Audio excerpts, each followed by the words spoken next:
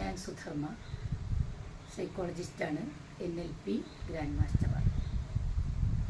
ഞാൻ ഒരു പുസ്തകം പരിചയപ്പെടുത്തുന്നത് CP വർക്കിയുടെ തോൽക്കാൻ നിങ്ങൾക്ക് മനസ്സില്ലെങ്കിൽ എന്ന പുസ്തകമാണ്. അതായത് ഈ പുസ്തകത്തെ കുറിച്ച് പറയുന്ന സമയത്ത് ഞാനൊരു കഥ പറഞ്ഞുകൊണ്ട് തുടങ്ങാൻ ആഗ്രഹിക്കുന്നു. ഒരു വേട്ടക്കാരൻ ഒരു ദിവസം കാട്ടിൽ നിന്ന് വേട്ടയാടി വരുമ്പോൾ ഒരാൾക്കൊരു മുട്ട കിട്ടി. അത് വീട്ടിൽ കൊണ്ടുപോയി മറ്റ് കോഴി മുട്ടകളുടെ കൂടെ വിരിയിച്ചു. അത് മുട്ട വിരിഞ്ഞു. ഈ കുട്ടി മറ്റു കോഴിക്കുഞ്ഞുങ്ങളുടെ കൂടെ നടത്തുന്നു. അങ്ങനെ ഇരിക്കെ ഒരു ദിവസം ഒരു പക്ഷിശാസ്ത്രജ്ഞൻ ആ വഴി വന്നു. അയാൾ തിരിച്ചറിഞ്ഞു ഇത് ഒരു കഴുകൻ്റെ കുഞ്ഞാണ്. അങ്ങനെ അയാൾ അതെടുത്ത് അതിനെ പറക്കാൻ പഠിപ്പിച്ചു. അങ്ങനെ വിശാലമായ കുന്നിൻ ചെരുവിൽ കൊണ്ടുപോയി ആ ആകാശത്തിൻ്റെ അനന്തതയിലേക്ക് ആ കുഞ്ഞിനെ പറത്തിയിട്ടു.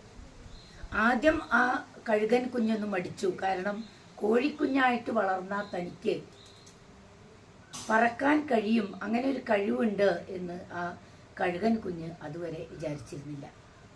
ആദ്യമൊന്ന് മടിച്ച് പിന്നെ ആ കഴുകൻ കുഞ്ഞ് ആകാശത്തിൻ്റെ വിശാലതയിലേക്ക് പറന്നു. ഈ പുസ്തകത്തിൽ പറയുന്നത് അതുപോലെ നമുക്ക് ഒരുപാട് കഴിവുകൾ നമുക്കുള്ള ഒരുപാട് കഴിവുകൾ, ആ കഴിവുകൾ നമ്മൾ വേണ്ട രീതിയിൽ ഉപയോഗിക്കുന്നില്ല.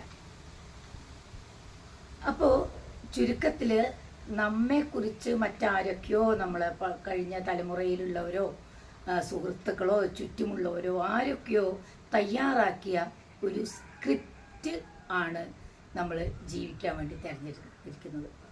സത്യത്തിൽ നമ്മളതല്ലെങ്കിലും ആ സ്ക്രിപ്റ്റിന് വേണ്ടി നമ്മൾ ജീവിക്കാൻ വേണ്ടി ഇങ്ങനെ കഷ്ടപ്പെടുകയാണ്.